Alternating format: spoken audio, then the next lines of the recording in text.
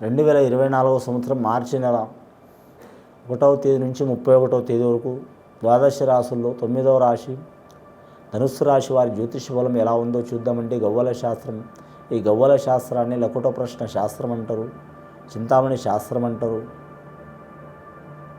ధనుస్సు రాశి వారి జ్యోతిష బలం ఎలా ఉందో, భూత భవిష్యత్తు వర్ధమానం ఎలా ఉందో 9 గవ్వలు 3 సార్లు వేసి వాటిని లెక్కబెట్టి జ్యోతిష్యం చూద్దామండి.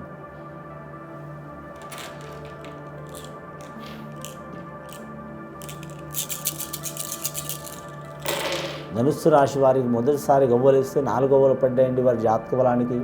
ధనుస్సు రాశి వారి జాతకానికి మూలా నక్షత్రం సరస్వతి దేవతలు పుట్టిన వారికి మాత్రం అనుకూలమైన యోగం ఉన్నదండి. విద్యార్థులకు విద్య విషయంలో కలిసి వస్తుంది, వ్యాపారస్తులకు ధన విషయంలో కలిసి వస్తుంది. ఎల్నాటి శని ప్రభావం వెళ్ళిపోయింది, చాలా వరకు శుభయోగం ఉంది, విదేశాన యోగం ఉంది. వారికి ఎక్కడ పోయినా మాత్రం మట్టి పట్టుకున్న మాణిక్యమయ్యే అవకాశం ఉందండి.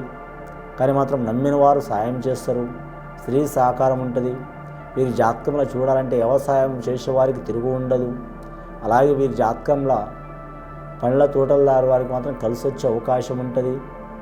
అలాగే మానసిక పరంగా చిక్కులు చికాకులు దారిద్ర్య బాధలు ఉన్నవారికి తొలగిపోయే అవకాశాలు ఉన్నాయి. 4 గవ్వలు పడ్డాయండి.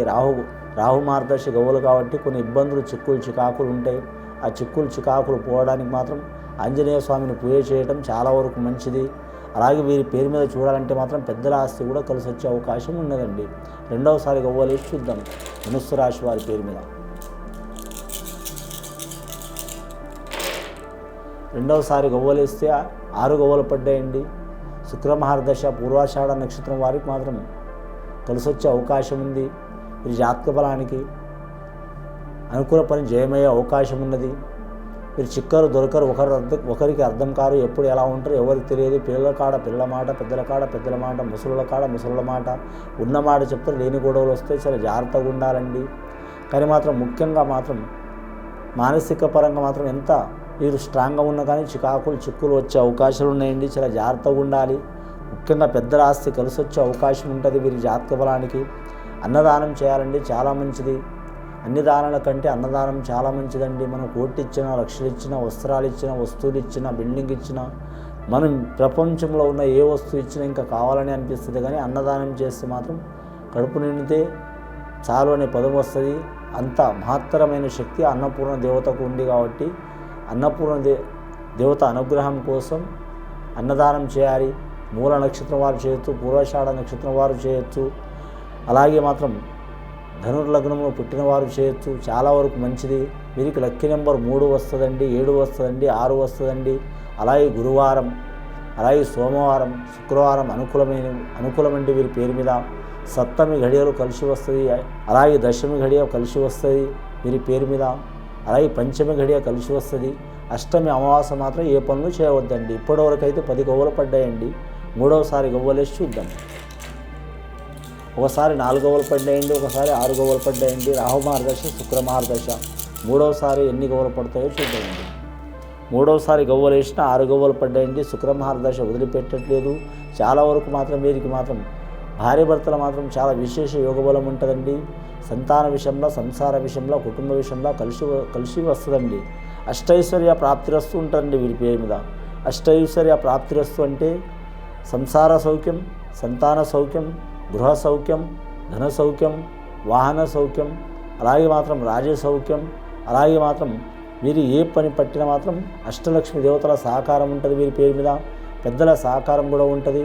దయ్యం, భూతం, మంత్రం, తంత్రం, చెడుపు, చేతబడి కంటే మాత్రం నరదిష్టి ఎక్కువ ఉంటుంది. ఈ నరదిష్టి పోవడానికి మాత్రం వీరు ఆంజనేయ స్వామి ఆరాధన చేయడం చాలా వరకు మంచిదండి. మొత్తం 16 గవ్వలు పడ్డాయండి వీరి పేరు మీద. 16 గవ్వలంటే మాత్రం చాలా వరకు విశేషమైన యోగం ఉంటుంది. మూలా నక్షత్రం వారికి మాత్రం కలిసి వచ్చే అవకాశం ఉంది. సరస్వతి దేవత పుట్టిన నక్షత్రం అండి అది. మూలా నక్షత్రం వారికి కలిసి వస్తుంది. ఎందుకంటే వారి జాతకంలో చూడాలంటే మాత్రం మూల నక్షత్రం మాత్రం కేతు అధిపతి. వారి జాతకంలో గవ్వలు 16 గవ్వలు పడ్డాయి. 1వ సంఖ్య సూర్యమహారదశ, 6వ సంఖ్య శుక్రమహారదశ. 1, 6 కలిస్తే 7 అవుతుంది కాబట్టి మూల నక్షత్రం వారికి అనుకూలమయ్యే అవకాశం ఉంది. అలాగే మాత్రం ఈ రాశి వారికి జ్యోతిష బలంలో మాత్రం గురు మహారదశ కూడా బాగుంది కాబట్టి మాత్రం చాలా వరకు విశేషమైన యోగం ఉంటుంది.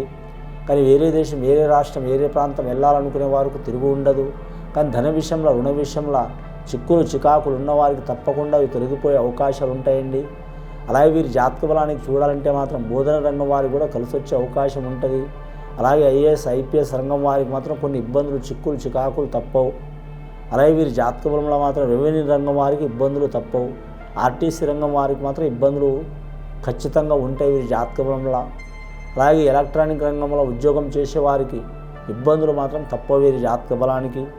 అలాగే వీరి పేరు మీద మాత్రం గృహ నిర్మాణ రంగం సంబంధించిన వారికి మాత్రం రోడ్లు భవనాలు శాఖ వారు అలాగే బహుళ అంతస్తులు కట్టేవారికి మాత్రం కొన్ని ఇబ్బందులు చిక్కులు చికాకులు తప్పవు. ఆ ఇబ్బందులు చిక్కులు చికాకులు తొలగిపోవాలంటే మహాగణపతి హోమం చేపిస్తే చాలా మంచిది. విద్యార్థులకు కలిసి వస్తుంది, అలాగే నిరుద్యోగులకు కలిసి వస్తుంది, అలాగే ఉద్యోగంలో ఆటంకాలు ఉన్నవారికి కలిసి వస్తుంది. అలాగే ఉద్యోగంలో కాడ మాత్రం కొలీగ్స్తో కానీ వాళ్ళ ఆఫీసర్లతో కానీ ఇబ్బందులు పడుతున్న వారికి ఆ ఇబ్బందులు తొలగిపోయే అవకాశాలు ఉన్నాయి.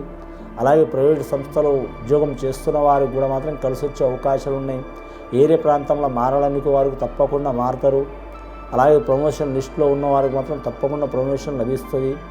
అలాగే కోరుకున్న కళ్యాణం జరిగే అవకాశం ఉంది.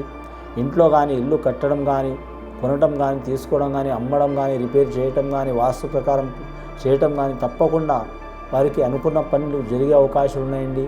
ఇల్లు కట్టి చూడు పెళ్లి చేసి చూడమన్నారు. వీరికి ఇల్లు కట్టి చేసే యోగం కూడా ఉంది. అలాగే పెళ్లి చేసి చూపించే యోగం కూడా ఉన్నది వీరి జాతక బలానికి. గత కొన్ని సంవత్సరాల నుంచి పడుతున్న చిక్కులు చికాకులు దారిద్ర్య బాధలు తొలగిపోయే అవకాశాలు ఉన్నాయండి వీరి జ్యోతిష బలం మీద. ఈ ధనుర్రాశి వారి జాతకంలో చూడాలంటే మాత్రం గురు మహర్దశ ప్రకారం మాత్రం షిరిడీ సాయిబాబా సందర్శనం చేయటం, ఆంజనేయ స్వామి పూజ చేయటం, మహాశివరాత్రి ఘడియల మాత్రం ఆ శివుడికి ఆరాధన చేయటం, హోలిక పౌర్ణమి సందర్భంలో దుర్గామాతకు, సరస్వతి మాత, గాయత్రి మాతకు పూజ చేయటం చాలా మంచిదండి. ఇది విని చూసి ఆచరించే వారికి మంచి ఫలితాలు కలుగుతాయండి. శుభం భూయత్.